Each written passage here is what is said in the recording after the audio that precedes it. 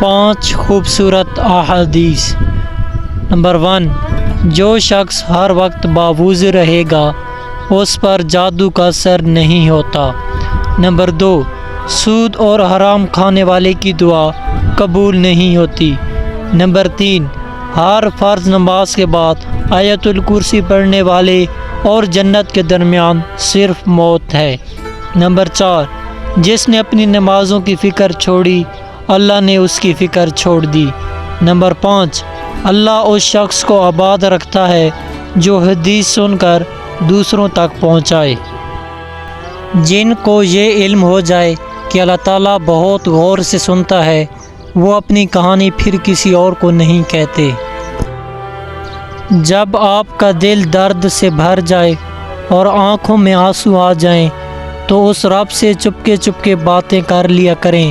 وہ سب جانتا ہے لیکن آپ سے سننا چاہتا ہے۔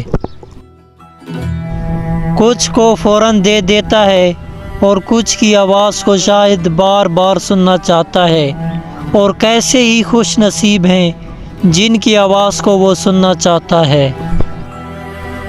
امام حسین علیہ السلام نے فرمایا، لوگوں کی عزت و ناموس کے بارے میں بدگوئی کرنے والے کو اپنے پاس نہ بٹھاؤ، نہ خود اس کے پاس بیٹھو۔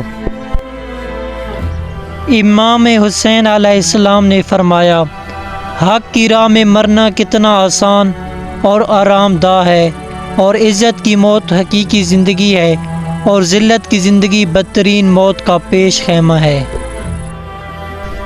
جب وقت کروٹ لیتا ہے تو بازیاں نہیں زندگیاں پلٹ جاتی ہیں۔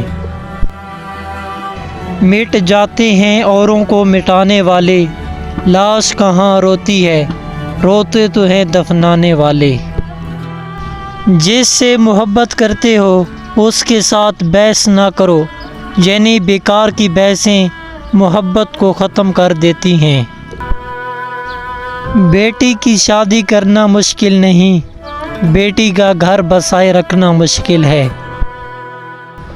مخلص لوگ روٹھ جائیں تو منا لیا کریں، اور منافق لوگ روٹھ جائیں تو خدا کا شکر ادا کریں۔ جو شخص اپنی ساری زندگی لگا کر بھی یہ 3 چیزیں نہ سیکھ سکا، میں اسے بلا جھجک جاہل کہوں گا، اور وہ 3 چیزیں یہ ہیں: ایمان، اخلاق اور ایک دوسرے کے ساتھ ہمدردی۔ لہجے میں نرمی ہو تو الفاظ بھی شفا دیتے ہیں۔